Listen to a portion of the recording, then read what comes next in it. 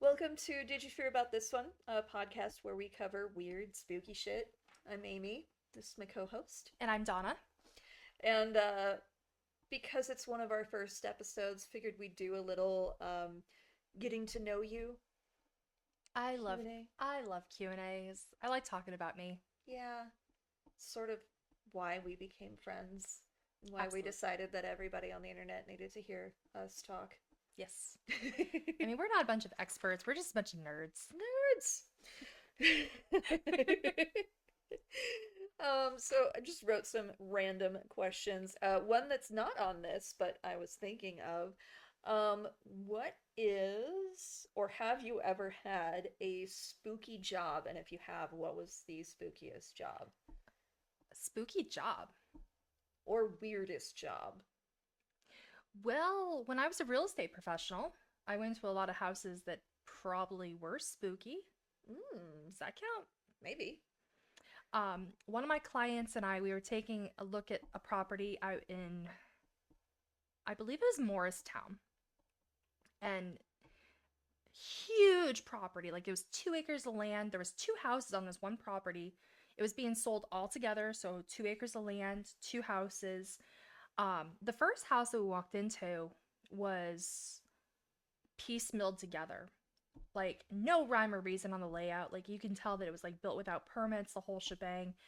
Um, the creepiest thing, and it was like almost gutted on the inside. Like all the utilities were gone, or all the appliances were gone. There was no stove, no fridge, no nothing. Everything else was removed, but the only thing that was still in the property, and here's where it's really weird, was one of those like canisters of salt. Interesting. So Everything, maybe they watched a lot of Supernatural and were waiting for ghosts. maybe, because everything was gone. Like even some of the cabinetry was gone. Like it was almost gutted. But the only thing that was still there was like a tub of salt. Also, like I said, there was no rhyme or reason to the layout of the property. Poorly designed. And then there was this room. This room. Oh man, it gives me the heebie jeebies every time I think about it. So it looked like it was a closed in carport, but on one wall, it had like a wall, like a pony wall type thing. And then it was like a plexiglass window. So think about like the day and age where you're doing like science theater and you can watch people. That's how this room was. Now, So okay. So it has like regular walls, mhm, and then in the middle of the room, there's like a little halfy wall with plexiglass up uh-huh. top. So like I said, it looked like a closed-in carport. So like this room may have been the living room. So like you walk in from the carport, you go into the living room, but that closed-in carport had a plexiglass window that went the entire length of the wall. So like people could be doing nefarious things in the closed-in carport, and people in the living room could be watching it. Now, to add creepiness, it was locked. We did not have a key for that room. Hell no. Yeah. Now you go into the second house. Okay, this one you could tell had some permits because it actually had some rhyme and reason to the layout. But as soon as you walked in, my client and I, we were hit with the most pungent smell ever. It wasn't like the smell of death, which I've smelt dead people before. I don't want to talk about that. It's a totally different topic. Yeah. Um, it wasn't the smell of death, but it was a very pungent smell that could have been death that's been like there for years. There was this weird stain right in the center of it on the carpet. It wasn't quite like blood stain, but it was a very weird stain nonetheless. What color? It was like a murky brown, Yeah. not really with like a not really like a mahogany where you would have like with the red. But possibly like decomposed ooze. Yeah, that's a possibility. Or Um, meth.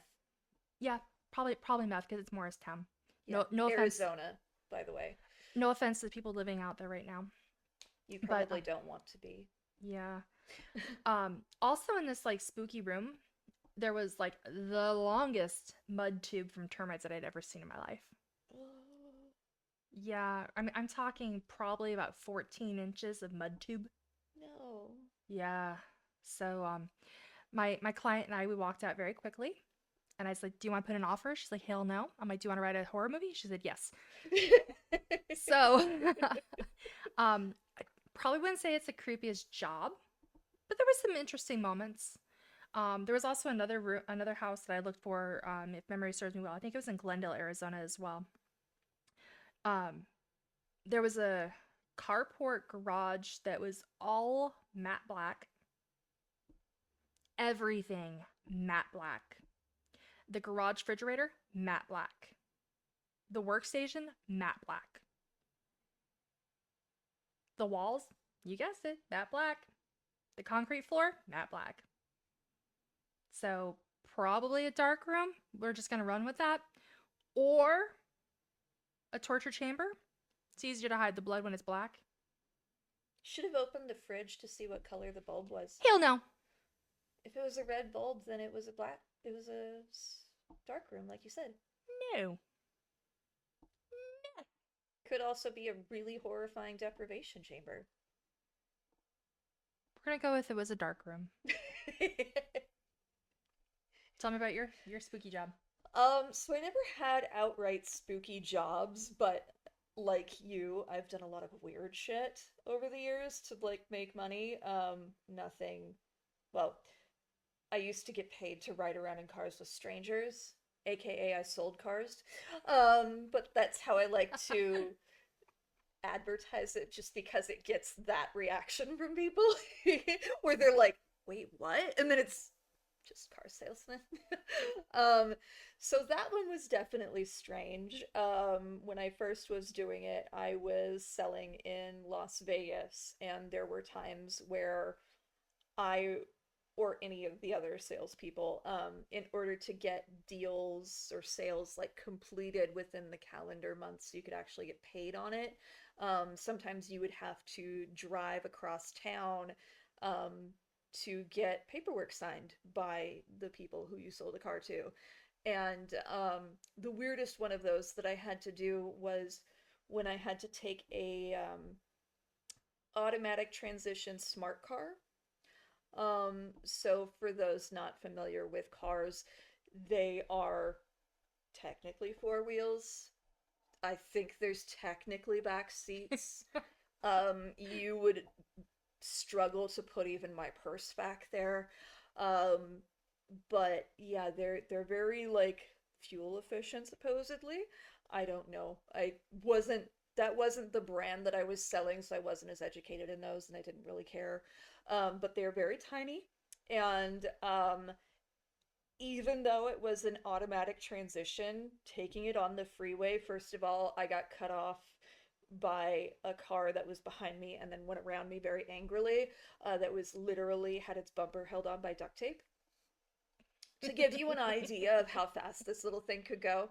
And so, even though it was an automatic transition, I could feel every shift that the engine made. So, if you've ever ridden in a car with someone who either doesn't know how to drive a manual transition or is learning and then they jerk, that's how it felt.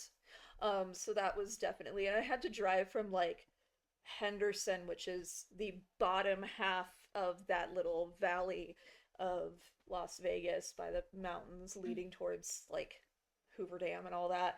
So I had to drive from the southern part all the way up to like North Phoenix with that to get paperwork Uh, signed in the middle of the night.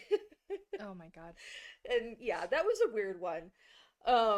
But weirdest or one of the weirdest things that I remember seeing, totally different job. This was back when I was in my early 20s, still living in Northern California, and I was working for the now defunct Borders Books, and I missed it.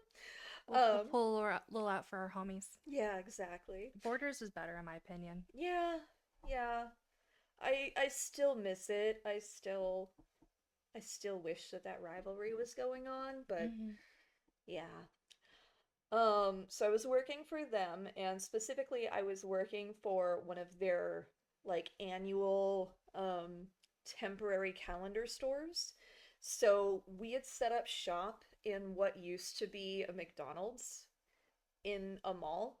And this was before that mall had been remodeled and like had an actual official food court. So this was like, you know, long tube of a mall, and then it had a bunch of little offshoot hallways with like maybe five or something stores deep on each side. So this McDonald's was all the way at the end on the right by like glass doors. And that was the one that I went to all the time as a kid. Like every Christmas, I would get these little coupon books of McDonald's money Hmm. in the Christmas tree, and we would go to that McDonald's. And like I spent so much of my childhood there. And then it closed sometime when I was in high school. So this was like college age when I had a job working there in the now defunct McDonald's. So we had like all the dining tables and everything were torn out, but it was still the same like orangey brown tile on the Hmm. ground. And I think like the counter might have still been there that we had like kind of displayed some stuff on, or like if it had been ripped out, like you could still tell where it was. But we had all these like rolling racks of like temporary calendar displays and this little like kind of jerry-rigged like cash wrap situation up front. Um and in the back, we had like the kitchen was basically intact. So like you could see like, the stoves or whatever the fuck. Okay. And so we had like a couple different, setups of, backstock calendars and stuff back there, but mostly we didn't have to go back there unless you needed to use the restroom. So on the actual like sales floor, because it used to be the McDonald's and we weren't about to like maintain a public restroom there, Right. like ain't nobody getting paid enough for that. Yeah. Literally none of you are getting paid enough for that. Doesn't matter how much you're getting paid. Absolutely agree. Um, but we were like, yeah, no, fuck that. So we had barricaded off the hallway that led to the public restrooms. And so to get to the restroom, because there was none closer, and you would be working in this little calendar store by yourself, so it's not like you could just like step out real quick. Right. You would have to go through the kitchen, down and up a fucked up little hallway to one of the restrooms. So this fucked up little hallway looked like it looked like a fucking abandoned like alley almost.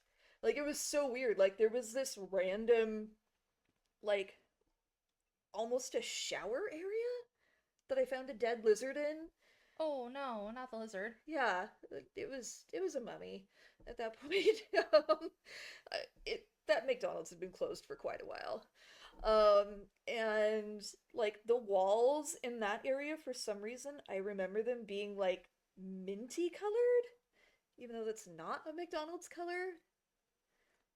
Can't say that it is. But yeah, I don't know why there was like this weird little hallway with like random random shit. But yeah, that was definitely strange. It was definitely the spot where like when you're working by yourself in this weird little like hallway that everybody kind of ignores in a temporary store where you're like, I'm gonna go back there to use the restroom and I'm gonna get murdered. Like, it's not great. Oh my gosh.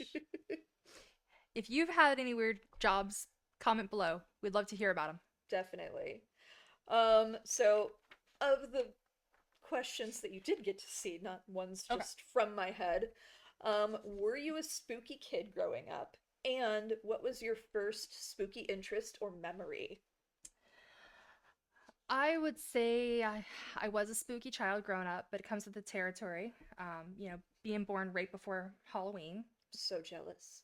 It kind of came with the territory that Halloween had to be my favorite holiday. So very, very, very big into Halloween. Still to this day, I'm very big in Halloween. Like, I'm the kind of person I've got like 3 costumes lined up for the day. I'm like Paris Hilton with my wardrobe changes, so I'll change up my costume a couple times a day. I go all out with decorations and just get very much into the spirit. So I would say yes, very much a spooky child. Um, Now, growing up, my parents were they allowed my sister and I to be kind of like free range children. Well, yeah, we're geriatric millennials, or at Mm. least that's my favorite term for it. So we had the benefit of the like Gen X like come back when the streetlights come Yep. on, cassette tapes, all that kind of shit, Yep. while also like as or at least like as I had graduated and you had already been out of high school for like a year at that point, Mm. like Facebook was starting to become a Yep. thing. So like we just missed that. So yeah, we had the weird geriatric. Yeah, so my parents allowed my sister and I to be kind of like free range children. So we got to do a lot that kids probably shouldn't be doing. So I mean, I was watching spooky movies at a very young age. One of the first spooky movies that I watched, very vividly remembering, and it's really not even horror. It's just more of like a an action movie. Was Tremors with Kevin Bacon, the giant earthworms that were eating people in Nevada. Fun. Yeah, that was a very that was one of my first movies. But then yeah, I watched Leprechaun and things like that. And then I got caught into Friday the 13th, and I really got into like slasher flicks. Once again, movies that kids probably shouldn't be watching, but my parents were like, you get nightmares, you get nightmares. Yeah, fuck around and find out. Exactly. So, did have a lot of spooky memories growing up, but a lot. Because, like I said, being born around Halloween comes to the territory. Cool. Were Um, you a spooky child? yes. You still are a Um, spooky child. I am. I am. The government thinks I'm an adult, but jury's still out. Um, but so I don't know, it's kind of one of those chicken or the egg situations. So when I was 6, my grandfather on my dad's side died, and he had lived with us like all through my like younger childhood. So I don't remember if I was a spooky kid prior to that or if it was because of that that I was suddenly like, I need all of the ghost stories. Adam's Family is my new jam. The Hmm. Munsters, like my other grandparents would watch TV Land, or at least my grandma Yes. would, and so I grew up watching old Adam's Family and the Munsters, and I was actually a bigger fan of the Munsters Same. until Yes. the Adams Family movies from the early 90s came Same. out. 100%. Um, and so yeah, I don't know chicken or the egg there, but yeah, very young age, very like give me all of the spooky shit. The Munsters house. That was my dream home. Yes. Such And a beautiful home. one of the things that I miss about growing up in California is going to car shows because we had them all the time. Like being in Phoenix, which is where we are now, we have what, Barrett Jackson? Good guys. And Yeah. then just like spontaneous mom and pop car shows. Yeah. Yeah. But like in Sacramento where I grew up, there were regular like car shows happening there. There were smaller ones. You could drive up to Reno in August, that first week for Hot August Nights. Hmm. Um, one of the times that my husband and I were going to car shows, we actually got to see one of the 5 Hero Munsters cars. Oh, wow. Yeah, and I have pictures of it, and Ah, it's so cool.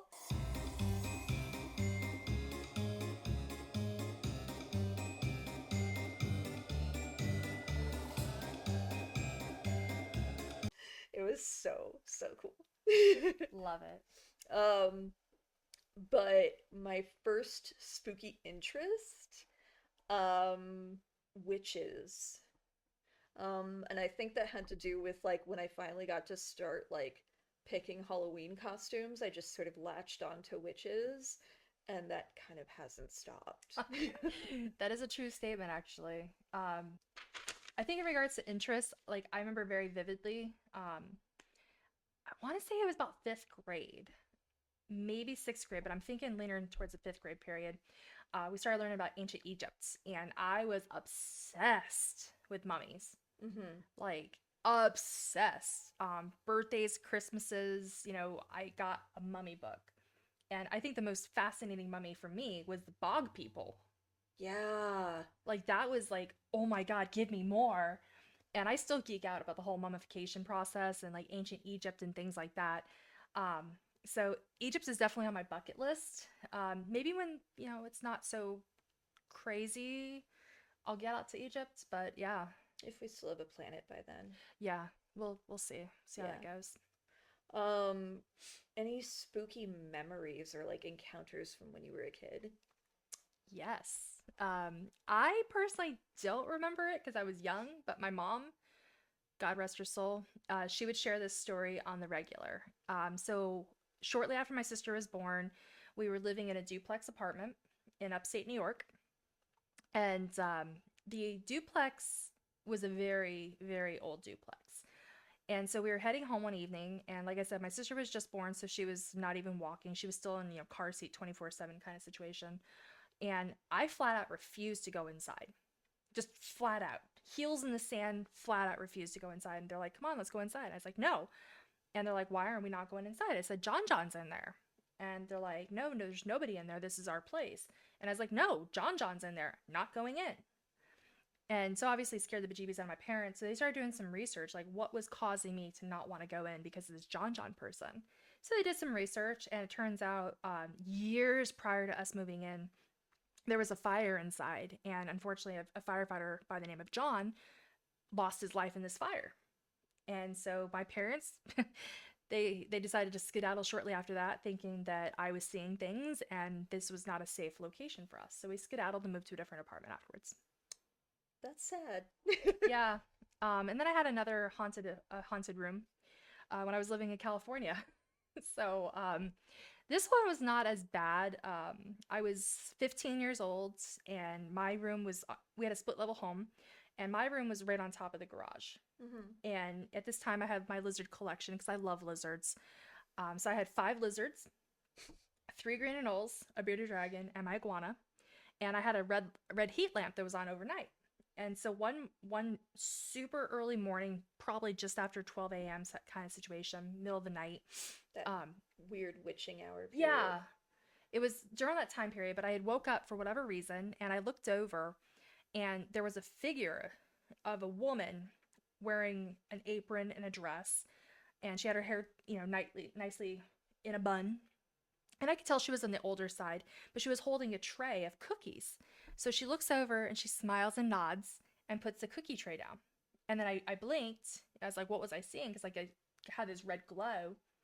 All of a sudden she disappeared. And so I was talking to my neighbor the next morning, and that's when she decided to come out and talk about how the house was haunted, allegedly, because not the previous owner, but the owner before that, the woman ran a daycare out of her house. And so she was, a senior citizen. She passed away natural causes at the breakfast table before the kids started coming. And so when the first family came to drop off the kids, that's when they discovered this woman had passed away. Turns out my room was like the little daycare room where they had cookies and milk. And so Cute. she was dropping off cookies for the kids. So I got spoiled with ghost cookies. Not everybody can say that. I know. I had a very pleasant memory of that one. But I've had my experiences with some like seriously heebie-jeebie experiences. Most recently when I was in Bisbee. Ooh, what happened there? This one was at a hotel. I don't remember the name of it. My boyfriend booked the tour. I'm already calling him my husband. My God.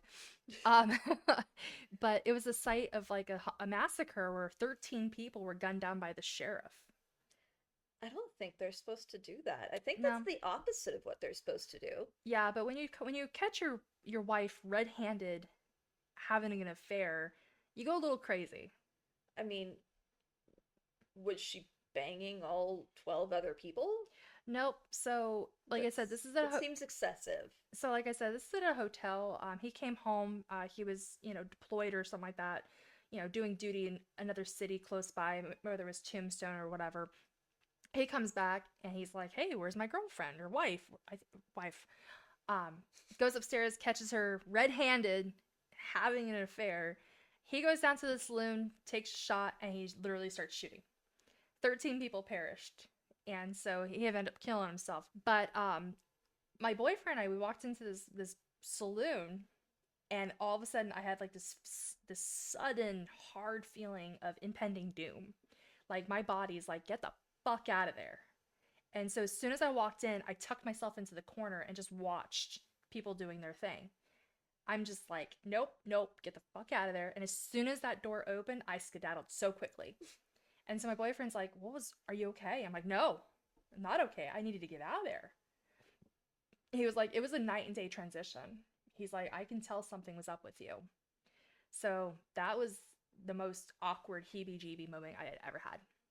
Yeah, that sounds fucked up. Like, literally, just like my body was like, doom, doom, doom, get the fuck out of there. So, and I had no control over it. Yeah. How about you?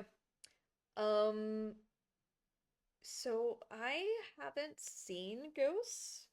Um, Spookiest thing I've seen was actually like college age when my husband, my now husband, and I were in this like not boyfriend stage.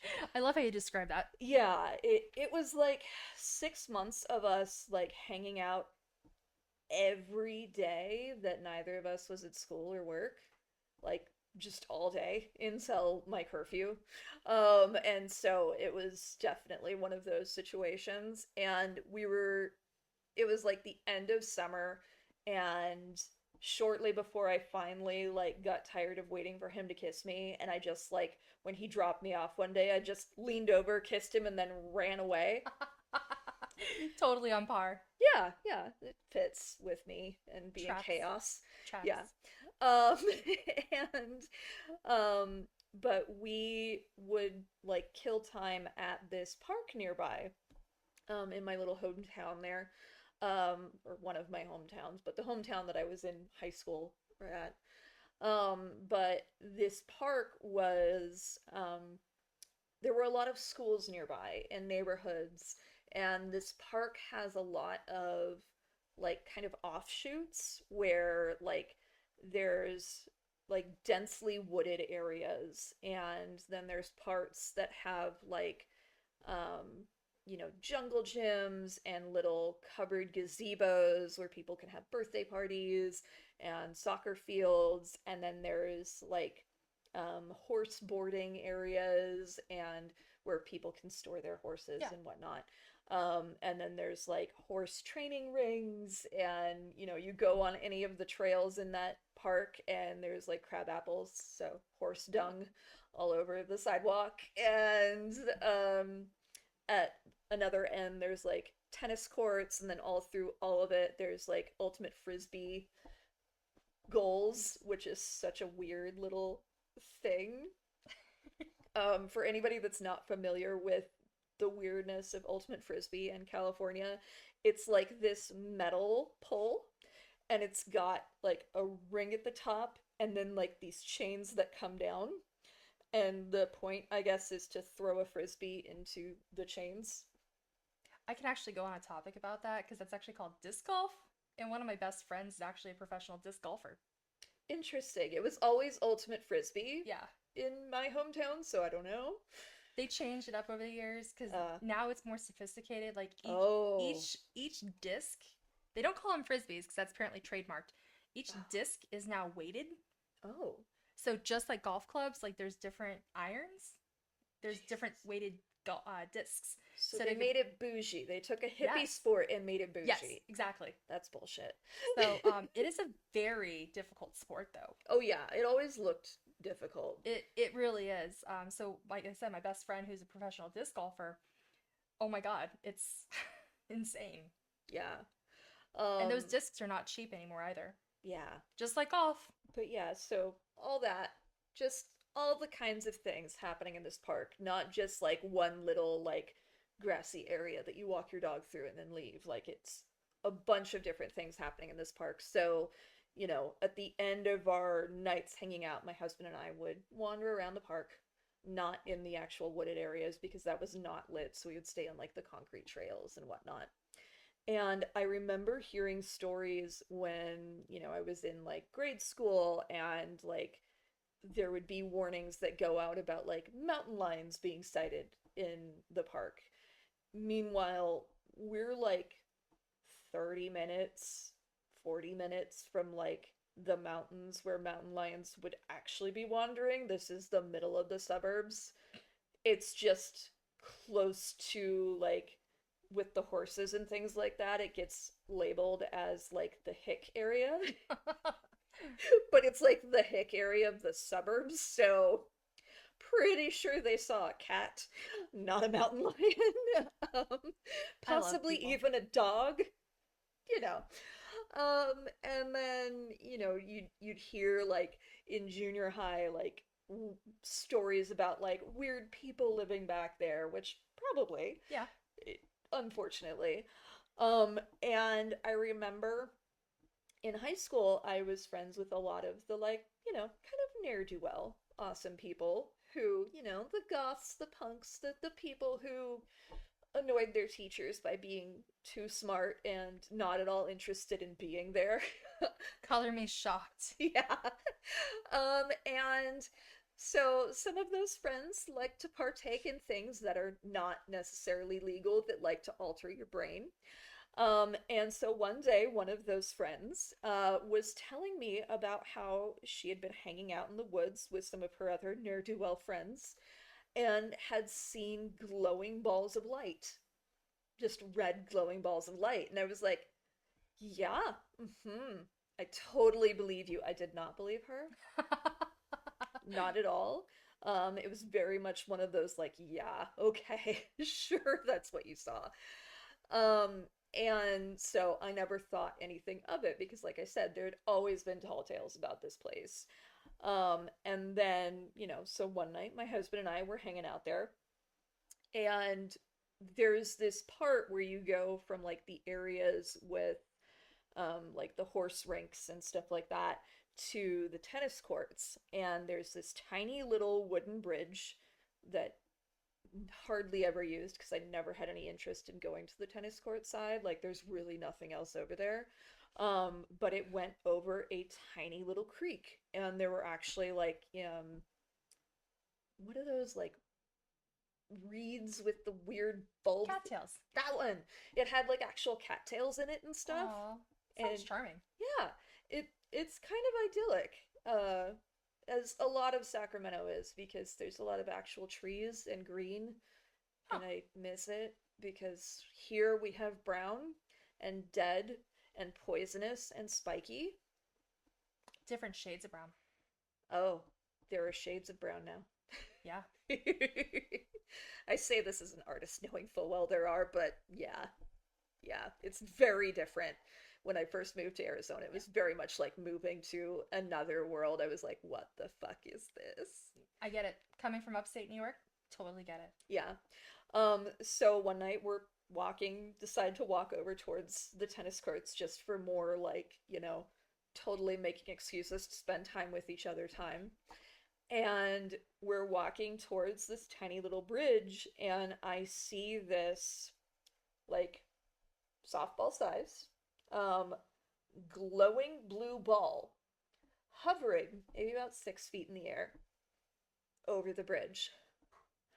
And like I start to slow down, and I'm like, and my husband was like, "Do you see that?" And I'm like, "Yeah, you see that too?" And he goes, "Yeah." And I'm like, "What the fuck is that?" And he goes, "I have no idea."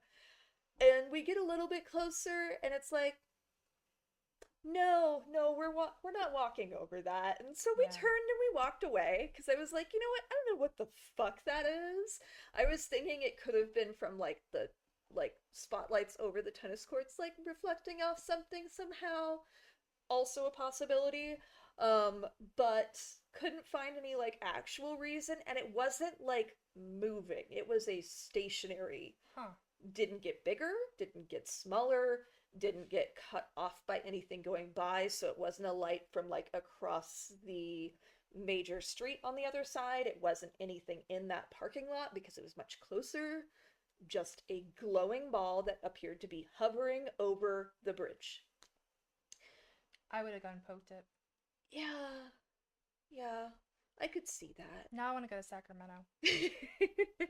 just to poke the ball. That's fair. Maybe we'll do a road trip. I don't Mhm. know. But so being my nerdy ass, that night when I got dropped off, because he drove an awesome car back then, and so we would always hang out in his car. Um, I like immediately went on my computer and was like, what the fuck? Like looking up like glowing balls in forest type of thing, and came across Foxfire or Will o' the Wisp or Fifole, which is what it would be called in Louisiana. These are all different forms of like glowing lights that hover over like swampy areas and decaying like greenery or other Huh. things. Yeah, it's something that I definitely want to dive more into because I've seen like a lot of different versions of this and I've seen like different theories like the decaying matter causing like methane gas and lights, but I've Hmm. also seen that it's been difficult, if not impossible, to recreate it in like lab conditions. Huh. So I'm curious on how that's going. Huh. Um, I'm even curious now too. yeah, so that's a future thing to look Okay. into. Yeah. And then so that's the weirdest thing I've ever seen that like I definitely was like 100% awake with somebody who's very like rational. Like my husband is one of the most like outwardly serious people that I know, Facts. but is the biggest fucking nerd I know, and it's so adorable. He's very much one of those introverts where like I remember one time his mom, my mother-in-law, asked me like, "Does he ever talk around you?" Which rude. Um she's such a strange, awesome, funny lady, but it was such a funny, like, odd question. It was like, yeah, it was like as soon as it's just him and I, he talks a lot. Like, he talks more than me when it's just us together. It's adorable. That is adorable. But yeah, as Donna can attest, and most people who have met my husband can attest, if he's not comfortable around people, like, he will just be silent and observe Mm. and not really interact. And Yep. then he'll randomly get comfortable and yeah, but he's very much into the like watch, observe, make comments later crowd. Um as far as other spooky experiences though, I feel like either came across something that was haunting somebody in my family multiple times or encountered similar feeling entities multiple times. Hmm. The first time I remember was had to be after my brother was born and moved into a larger bed because this was when we were on bunk beds. Because I vividly remember waking up screaming because I had seen someone dressed as a crone witch, standing in my bedroom doorway. And so crone being, you know, typical like older woman, Mm. big black cap, and looking pissed and feeling pissed. And so I woke up screaming, and my mom comes in and they're like, "What the fuck?" And I tell her what I saw, and they're like, "You're just imagining it. There's literally nothing here." That is really creepy. Yeah. And so chalked it up to night terrors, imagination, you know, reflections of light, shadows, fine. Cool. And then I remember in high school, um, and this was something I felt multiple times, a very similar feeling, angry female presence Hmm. in certain parts of the house. Like judgy angry, like Weird. disapproving angry. And yes, I have some family things that could have contributed to that, but it felt separate Hmm. than that. And I remember very vividly the last time that I felt that. And again, it felt like the same thing. Um, was after my husband and I had moved into our first apartment. Um, we had a bedroom where like our bed, um, there was a wall next to it that had a big window, and that was my side of the bed. And there was one night we were falling asleep. I fell asleep and I woke up not screaming, but feeling like I was going to scream because it felt like that crone was trying to get through the window at me. Oh, Like I could just feel it like rushing at me and woke up terrified. that is creepy. That is Yeah. 100% creepy. Yeah. So and like I said, that was the last time that I ever felt it.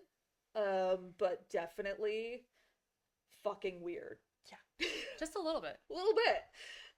And who knows? Overactive imagination, anxiety, or like I said, something haunting somebody in my family, or haunting places around me, or just feeling threatened and judgy. I don't know. That's creepy. It is. It was very fucking creepy. Yeah. So that's a getting to know Spooky Kids Us mini episode. What were your spooky kid things? Did you grow up as spooky kids? Did you have any weird encounters when you were younger? Any weird jobs? Let us know. Yeah, I love hearing about spooky kids. Do the thing. Oh yeah, the thing. The voice thing. I am the tech thing. Well, we want to thank you for tuning in to Did You Fear About This One with Amy and I. One of these days I'll get used to it. But make sure you subscribe, follow us on all social media platforms so you can be aware of upcoming episodes, including surprise episodes. Also, if you have any recommendations and topics you'd like to hear about, please let us know. We love to geek out and go down the rabbit holes. Yes. But we will see you guys next week. Thanks. Bye. Bye.